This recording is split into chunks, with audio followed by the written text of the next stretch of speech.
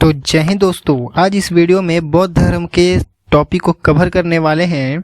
और इस वीडियो को अगर आप देखते हैं तो सारे एग्ज़ाम, जितने भी एग्ज़ाम में आप बैठते हैं उस सभी में इस टॉपिक से अगर प्रश्न आते हैं तो वो पक्का के पक्का फंसेंगे। देखिए, बात करते हैं ज़्यादा बात ना करते हुए कि बौद्ध धर्म के संस्थापक कौन थे, है ना। बौद्ध धर्म के संस्थापक कौन थे, ये बात आपको कमेंट में लिखनी है, ठीक है। ये बात कमेंट में लिखनी है आपको, है ना, बताना है। चलिए देखिए, बौद्ध धर्म के संस्थापक कौन थे, तो अब उनके जन्म के बारे में बात करें और उनके नाम के बारे में बात करें, है ना। तो बौद्ध धर्म के संस्थापक महात्मा बुद्ध थे, महात्मा बुद्ध। देखिए, अब आगे बढ़ते हैं तो इनका जन्म जो होता है वो 563 ईसा पूर्व में होती है और मृत्यु होती है 483 बीसी में, है ना। भगवान बुद्ध की जन्म जो होती है 563 और, है ना। देखिए, बात सभी है, अगर याद नहीं हो तो लास्ट में याद रखिए कि दोनों में 3 है ना। और इससे बस 2 ज़्यादा है और 1 ज़्यादा है ना, 1 2 और बाकी 3, ऐसे याद रख लेना है। और देखिए, इनकी जो जन्म होती है कहाँ, तो कपिल वस्तु से 14 मील दूर लुम्बिनी वन में इनका जन्म होता है। और बचपन का नाम सिद्धार्थ था इनका, है ना। इनका बारे में बात कर रहा है कि तो महात्मा बुद्ध के बारे में सारी बातें हो रही है। अभी देखेंगे कि महात्मा बुद्ध से संबंधित लोग कौन कौन थे। तो अगर पिता का बात करें, है ना, पिता, तो पिता का नाम था सुत्योधन, ठीक है। अगर माता की बात करें तो माता जो थे वो महामाया थे, महामाया। इनका एक पुत्र था जिनका नाम था राहुल और एक पत्नी थी जिसकी नाम था यशोधरा, है ना। बात याद रखेंगे कि पिताजी का नाम था सुत्योधन, माताजी महामाया और राहुल जो था कि उनका पुत्र था, है ना। और पत्नी जो थी यशोधरा थी। अब पालन पोषण के बारे में बात करें महात्मा बुद्ध के बारे में, तो देखिए कि जन्म के 7 दिन बाद इनकी माता का देहांत हो गया था, है ना। तो इनकी एक मौसी थी जिनका नाम था प्रजापति गौतमी, है ना। उन्होंने इनका पालन पोषण किया, इसीलिए इनको गौतम भी कहलाते हैं, है ना। महात्मा बुद्ध को हम सब गौतम भी कहते हैं। क्यों? क्योंकि वो अपनी मौसी जिन्होंने उनका पालन पोषण किया, है ना, वो गौतमी, जिनका नाम था प्रजापति गौतमी, उन्हीं के नाम से ये जाने जाते हैं। देखिए, आगे बढ़ते हैं हम सब। तो देखिए कि बौद्ध, है ना, बुद्ध के जीवन को प्रभावित करने वाली वो 4 घटनाएं कौन सी थी, है ना, और महाभिनिष्क्रमण क्या है और बुद्ध के गुरु कौन थे, इनके बारे में बात करें तो देखिए, सबसे पहला अगर देखते हैं टॉपिक, तो बुद्ध के जीवन में कौन सी वो 4 घटनाएं थी जिन्होंने भगवान बुद्ध को, गौतम बुद्ध को प्रेरित किया, है ना, संन्यास के मार्ग पे जाने के लिए, है ना, सत्य की खोज के मार्ग पे जाने के लिए। तो देखिए, सबसे पहला वो वृद्ध व्यक्ति को देखते हैं, है ना। कहानी कुछ ऐसी है कि वो अपने राजमहल में रहा करते थे, है ना। अब एक बार क्या हुआ कि वो दौरे पर निकले, है ना, अपने सारथी के साथ। तो सारथी के साथ निकलते हैं तो वो देखते हैं कि एक वृद्ध व्यक्ति था, है ना। तो कहते हैं उनको, चूंकि बचपन से ही वो महल में ही रहे थे, है ना, उनको पता ही नहीं था कि वृद्ध क्या होता है, बीमार क्या होता है ना, मृत्यु क्या होती है और ये सब क्या होती है, उनको कुछ पता ही नहीं था। मतलब संसारिक दुख सुख से, है ना, वो परिचित नहीं थे। तो जब निकलते हैं अपने सारथी के साथ तो उन्होंने सबसे पहले बार वृद्ध व्यक्ति को देखा, है ना। तो पूछते हैं कि आदमी ये क्या है, तो उनका सारथी बोलता है ये वृद्ध व्यक्ति है। तो फिर अचंभा रह जाते, बोलते आदमी बूढ़ा भी होता है ना, ऐसा कुछ। फिर बोलते हैं, दूसरा आगे बढ़ते हैं तो देखते हैं एक बीमार व्यक्ति को, है ना। तो पूछते हैं ये कौन सा है, ये कौन व्यक्ति है जो ऐसे लाचार है ना, अपने सारथी से। तो उनका सारथी उनको जवाब देता है कि बीमार है, इसीलिए ऐसा है, पड़ा हुआ है। अगला मृत व्यक्ति को आगे चल के देखते हैं तो वो पूछते हैं अपने सारथी से कि ये जो अर्थी जा रही है ये क्या है, इस पे एक आदमी लेटा हुआ। तो कहते हैं कि मर गया है ना। अब इसका जो अंतिम संस्कार होने जा रहा है। अब लास्ट में एक व्यक्ति जो मिलता है वो सन्यासी था, ना, साधु मिलता है जो कि संसारिकता से दूर, है ना, तपस्या में लीन था और काफी खुश था। तो इनके मन में ख्याल आता है कि हम इतना भाग दौड़ क्यों करते हैं, इतना श्रम क्यों करते हैं, है ना। और ये जो झूठ मूठ का जो लालसा पाले हुए आदमी होता है धन का, वो क्या मतलब होता है ना। क्योंकि अंत में व्यक्ति को जब मृत्यु ही होता, मतलब मरना ही होता है, तो ये सब क्या करना, है ना। तो वो देखते हैं कि इन सभी व्यक्ति जो है, बच्चा एक व्यक्ति जो होता है वो जन्म से मृत्यु तक कभी लगभग खुश नहीं होता है ना। खुशी का एक मार्ग उनको दिखा कि सन्यास, है ना, एक सन्यासी दिखा, वो मार्ग इनको बहुत ज़्यादा प्रभावित किया, है ना। तभी से क्या होता है कि 29 वर्ष की आयु में घर छोड़कर सन्यासी बन जाते हैं, है ना। अभी देखिए, और इसी घटना को महाभिनिष्क्रमण कहा जाता है। इसी घटना को क्या कहा जाता है? महाभिनिष्क्रमण, है ना। और जो जिस घोड़े से निकलते हैं तो उस घोड़े का नाम था कंठक, है ना। घोड़े का नाम याद रखिएगा कि कंठक था, और सारथी का नाम था चन्ना। ठीक है, नाम याद रख लीजिएगा कि कंठक था इनके घोड़े का नाम और सारथी का नाम था चन्ना। अगर बुद्ध के गुरु के बारे में बात करें तो प्रथम गुरु जो थे वो था अलार कलाम। कौन थे? अलार कलाम, जिससे इन्होंने उपनिषद और सांख्य दर्शन की शिक्षा ली थी। उपनिषद और सांख्य दर्शन की शिक्षा ली थी। और दूसरे गुरु जो थे उदक, है ना, उदक रामपुत थे, जिससे इन्होंने योग की शिक्षा प्राप्त किया था। अगर आगे देखते हैं तो तपस्या के बारे में बात करेंगे, बोधि वृक्ष के बारे में, इनके ज्ञान की प्राप्ति के बारे में बात करेंगे, और बुद्ध का अन्य जो नाम है, जैसे कि बुद्ध तो कहते ही हैं, तथागत हो गया, और शाक्य मुनि, ये नाम क्यों कहते हैं वो भी जानते हैं। देखिए, सबसे पहली बात कि उरुवेला में, है ना, उरुवेला में 5 ब्राह्मणों, है ना, 5 अन्य ब्राह्मणों के साथ निरंजना नदी के किनारे तपस्या की, है ना, तपस्या की। 6 वर्ष बाद पनभरनी का गीत सुनकर मध्यम मार्ग की ओर प्रेरित हुए। अब मध्यम मार्ग क्या है ना। तो देखिए कि जब उरुवेला में 5 ब्राह्मणों के साथ ये तपस्या कर रहे थे तो बहुत कठोर और कठिन तपस्या कर रहे थे, है ना। मतलब ये बात है कि वो खाना, वस्त्र, है ना, खाना ये सब त्याग चुके थे, वस्त्र तो नहीं, खाना ये सब त्याग चुके थे, अपने शरीर को काफी कष्ट दे रहे थे। तो अब निरंजना नदी के पास कहीं एक इंसिडेंस, घटना है कि कुछ पनभरनी वहां से पानी भर के जा रही थी, है ना, और एक गीत गुनगुना रही थी कि, है ना, पनभरनी का गीत है ना, तो वो गीत क्या था? तो गीत गुनगुना रहे थे कि बीना के तार को इतना न तीरो कि वो टूट जाए, है ना। क्योंकि देखिए, बीना के तार जो होता है उसको नॉर्मल वे में अगर हम बजाएं तो काफ़ी मधुर ध्वनि निकलता है ना, मतलब कि हल्का अगर उसको खींचे तो काफ़ी मधुर ध्वनि निकलती है। लेकिन अगर ज़्यादा है ना तेजी से उसको तीरेंगे तो खींच देंगे तो क्या होगा? वो टूट जाएगा। तो इसी बात से प्रभावित होते हैं कि अपने शरीर को इतना कष्ट नहीं, है ना, अगर देंगे तो क्या होगा कि शरीर ही नष्ट हो जाएगा, ये बात होता है। तो इस, है ना, गीत को सुन के वो प्रभावित होते हैं और वो मध्यम मार्ग अपना लेते हैं। मतलब कि ना तो ज़्यादा लूज और ना तो ज़्यादा कठोर, है ना, मतलब मध्यम मार्ग को अपनाते हैं। आगे देखते हैं, तभी क्या होता है कि सुजाता नाम की जो एक लेडीज थी, है ना, एक महिला थी, उनके हाथ से खीर खाते हैं, है ना, और गया में पीपल वृक्ष के नीचे, है ना, साधारणतः, मतलब कि अभी देखिए कि सुजाता बात है कि कौन थी और इसने उनको खीर क्यों खिलाया, है ना। तो देख, बात ऐसी है कि सुजाता जो थी एक महिला थी, ठीक है। अब वो क्या होता है कि वो एक बोधि वृक्ष के नीचे, मतलब कि पीपल के पेड़ से जो अपने पुत्र की प्राप्ति के लिए बात कही थी, है ना। तो जब पुत्र की प्राप्ति हो जाती है सुजाता को, तो वो जाती है खीर चढ़ाने, है ना, बोधि वृक्ष के नीचे, वो पीपल के पेड़ के नीचे। तो देखती है कि एक साधु जो है तपस्या कर रहा है वहां पे। तो इसको लगता है कि वही जो है पीपल का वृक्ष है, वो भोग लेने के लिए, है ना, वो जो खीर लेने के लिए साधु का भेष बना के वो है वहां पे, है ना। तो ये बात होता है। तो सुजाता के हाथों खीर खाकर गया में पीपल के वृक्ष के नीचे साधारणतः हो गए, है ना। और क्या होता है, यही वृक्ष जो है कि बोधि वृक्ष कहलाती है। समझ रहे हैं? यही वृक्ष क्या कहलाती है? बोधि वृक्ष कहलाती है। खीर खा के साधन, है ना, साधना रत हो गए, मतलब कि अपना जो साधना था उसको जारी कर दिया, लेकिन मध्यम मार्ग से। कैसे?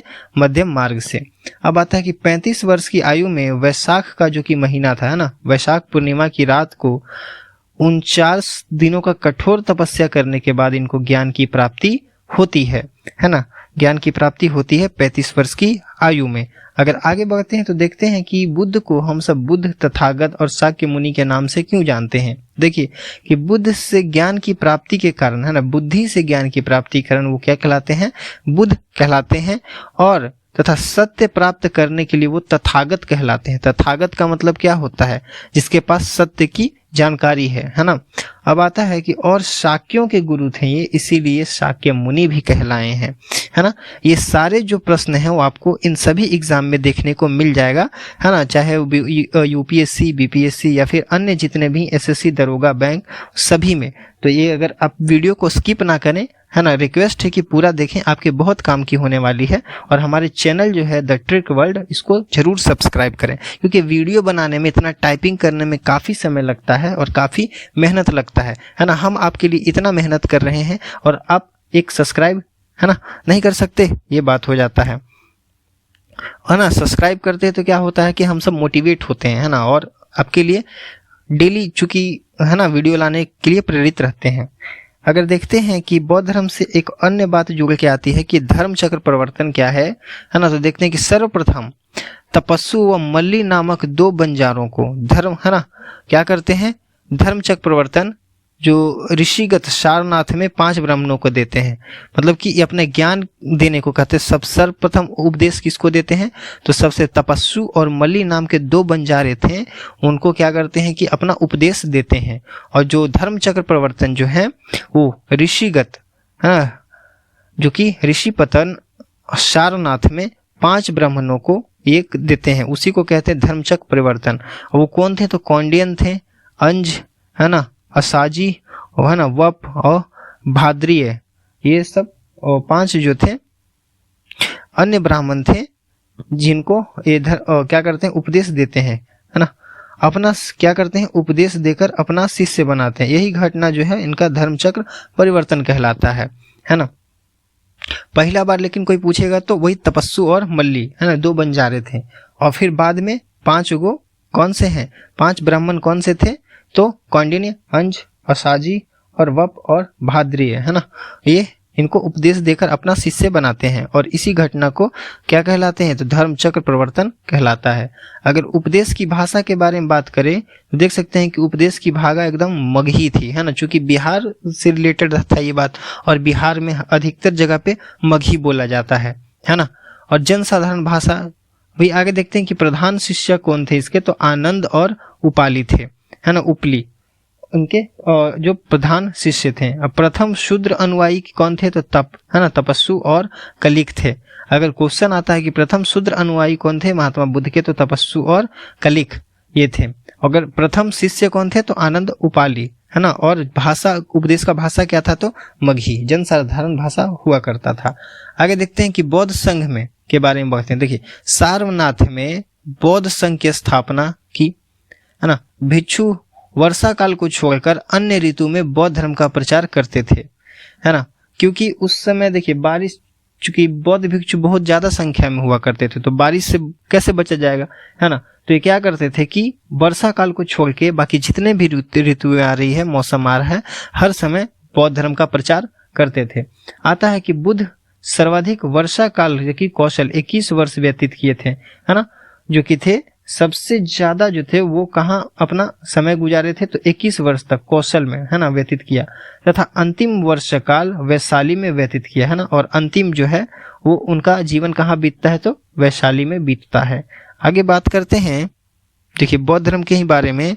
तो देखते संघ में महिलाओं के प्रवेश के बारे में बात आता है। तो देख सकते हैं कि लिच्छवियों ने वैशाली में कुटाग्रशाला का निर्माण कराया, तथा यहीं पर पहली बार आनंद के कहने पर महिलाओं को संघ में प्रवेश दिया। क्योंकि पहले जो थी महिलाएं जो थी संघ में प्रवेश नहीं कर सकती थी, लेकिन इनका एक शिष्य थे आनंद, उन्हीं के कहने पर ये संघ में महिलाओं का प्रवेश देना, अच्छा ना, स्टार्ट हो गया। आगे देखते हैं कि महिला शिष्या कौन थी? तो सबसे पहले होती कि प्रजापति गौतमी थी, है ना, प्राप्ति नहीं, प्रजापति यहाँ पर, है ना, प्रजापति गौतमी थी पहली शिष्या, और दूसरी शिष्या जो है वो आम्रपाली थी, है ना। अब आते अष्टांग, है ना। अब आता है कि अष्ट महास्थान कौन था इनसे जुड़े हुए, यानी कि बुद्ध से जुड़े हुए 8 स्थान कौन कौन से हैं? तो लुम्बिनी है, श्रावस्ती है, कुशीनगर है, सारनाथ है, और गया में तो ज्ञान की प्राप्ति ही हुई थी, है ना।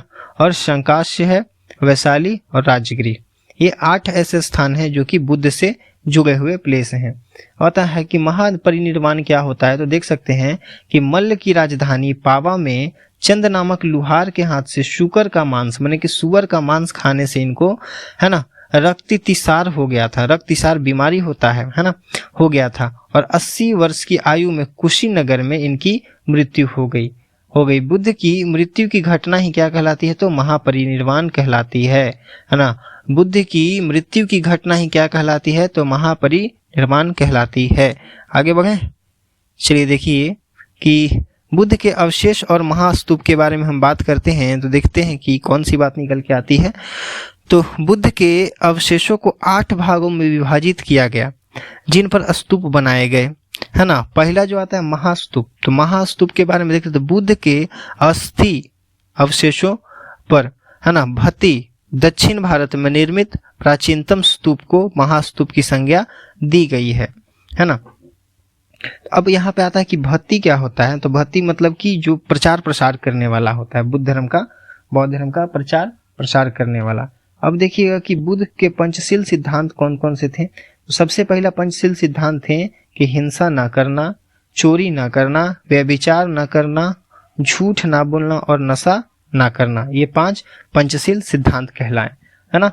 अब देखते हैं कि प्रतीक, बुद्ध से जुड़े प्रतीक कौन से हैं। तो देख सकते हैं कि कमल व सांड जो है वो जन्म का प्रतीक है, घोड़ा जो है गृह त्याग का प्रतीक है, पीपल ज्ञान का प्रतीक है और स्तूप मृत्यु का प्रतीक है। ऐसे भी याद रख सकते हैं कि जैसे कि देखिए गृह त्याग दिए थे, घोड़ा पे गए थे ना, रथ पे सबसे पहले, जो कि कंटक नाम था, तो याद रखिए गृह त्याग घोड़ा, है ना। पीपल के नीचे, जो वृक्ष के नीचे ज्ञान की प्राप्ति होती है ना। और मृत्यु के बाद 8 भागों में इनके अवशेषों को बांट दिया गया था, विभाजित कर दिया गया था और स्तूप बनाए गए थे, है ना। तो ऐसे याद रख सकते हैं। अगर नहीं तो एक भी ट्रिक है कि कमल सांड का जन्म कराए, घर से घोड़ा भागा जाए, पीपल ज्ञान का बोध कराए, मृत्यु तो स्तूप कहाए। यानी कमल सांड जो है जन्म का प्रतीक है ना। घर से घोड़ा भागा जाए यानी कि भाग गया ना, गृह त्याग कर दिया, तो घोड़ा, है ना। पीपल और ज्ञान, पीपल से ज्ञान की, है ना, वो प्रतीक है। और मृत्यु स्तूप, समझ रहे हैं ना, ये बात हो जाता है। ये ट्रिक है, आप याद रख सकते हैं, है ना, क्योंकि काफी एग्जाम में ये देखा जाता है कि ये प्रतीक के बारे में ये पूछा जाता है। आगे बढ़ते हैं हम सब, तो देखते हैं कि बुद्ध से जुड़े 4 पशु कौन कौन से थे। तो देखेंगे कि हाथी जो थे, है ना, हाथी किस चीज के लिए जाने जाते थे, तो बुद्ध के गर्भ में आने का प्रतीक जो थे वो हाथी, है ना, हाथी दर्शाते हैं। सांड के बारे में देखते हैं, तो सांड जो थे यौवन का प्रतीक होता है बुद्ध का, और घोड़ा जो है गृह त्याग का प्रतीक है, और शेर जो है समृद्धि का प्रतीक, है ना। अब आगे देखते हैं 4 आर्य सत्य की खोज किया था इन्होंने। सत्य के बारे में कौन से सत्य खोजे थे, तो 4 आर्य सत्य थे। सबसे पहले देखते हैं कि दुख है ना, बोलते हैं कि संसार में दुख है, संसार दुखों का घर है। बोलते हैं कि दुख का समुदाय है, माने दुखों का मूल कारण है, कौन सा है, तो अज्ञान व तृष्णा है। ठीक है। आगे कहते हैं दुख का निरोध होगा, तो जी हाँ है, तो दुखों का निरोध संभव है ना। तो क्या कैसे है, तो बोलते हैं कि तृष्णा व अज्ञान का विनाश ही दुख का निरोध है ना। तो बोलते हैं कि इस दुख से हटने का मार्ग क्या है, तो वो कहते हैं कि तृष्णा का विनाश अष्टांगिक मार्ग द्वारा संभव है ना। अब अष्टांगिक मार्ग कौन सी थी, तो कहते हैं अष्टांगिक मार्ग में बताते हैं कि सम्यक दृष्टि, है ना, मतलब कि 4 आर्य शक्तियों का सही परख होना चाहिए। मतलब कि ये जो है इनकी सही परख होनी चाहिए। अब आता है सम्यक संकल्प, यानी कि भौतिक वस्तुओं तथा दुर्भावना का त्याग कर दीजिए ना। सम्यक वचन करने और सत्य बोलिए, मीठा बोलिए। और सम्यक कर्म, मतलब कि सत्य कर्म करना, कभी बुरे काम ना करें। और सामाजिक जीवन आजीव के बारे में, यानी कि ईमानदारी से आजीविका कमाना। और अगला जो है सम्यक व्यायाम, मतलब कि शुद्ध विचार ग्रहण करना। और सम्यक स्मृति, यानी कि मन, वचन तथा कर्म की प्रत्येक क्रिया के प्रति सचेत रहना। और आगे आता है सम्यक समाधि, है ना,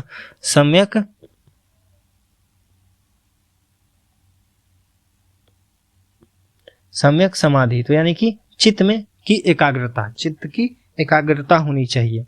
ये थी बुद्ध के अष्टांगिक मार्ग। अभी आगे देखते हैं तो आता है त्रिपिटक, है ना। ये त्रिपिटक क्या है इसके बारे में जरा देख लेते हैं। देखिए बौद्ध धर्म से जुड़ा हुआ ये 3 ग्रंथ है, क्योंकि 3 ग्रंथ है इसीलिए इसको नाम दिया गया है त्रिपिटक। तो इसमें क्या आता है कि सबसे पहले जो आता है सुत्त पिटक। सुत्त पिटक में क्या होता है कि धर्म सिद्धांत की बातें लिखी गई। सुत्त पिटक में क्या क्या बातें है भाई, तो देख सकते हैं कि बौद्ध, एक सेकेंड, बौद्ध धर्म के सिद्धांतों और बुद्ध के उपदेशों का वर्णन यह 5 भागों में विभक्त है। दीर्घ निकाय, मध्यम निकाय, संयुक्त निकाय, है ना, अंगुत्तर निकाय और खुद्दक निकाय, ये 5 भागों में सुत्त पिटक जो है वो डिवाइडेड है 5 भागों में। आगे आता है कि अभिधम्म पिटक, यानी कि अभिधम्म पिटक में कौन कौन सा आता है, तो इसमें आचार संहिता की बात लिखी गई है, आचार नियम की। तो कौन सा है, तो बौद्ध धर्म का आध्यात्मिक दार्शनिक विवेचना, जिसका सर्वाधिक महत्वपूर्ण, है ना, ग्रंथ कौन सा है, तो व्युत्त है।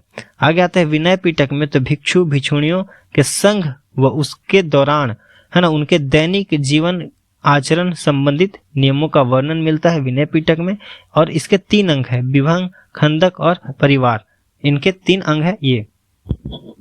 अब आगे आते हैं अन्य तथ्य, एडिशनल फैक्ट्स क्या है इस धर्म के बारे में। तो देखते हैं कि बौद्ध दर्शन अनात्मवादी अनिश्चयवादी कहलाता है ना। बौद्ध धर्म जो है कर्म व पुनर्जन्म में विश्वास करता है।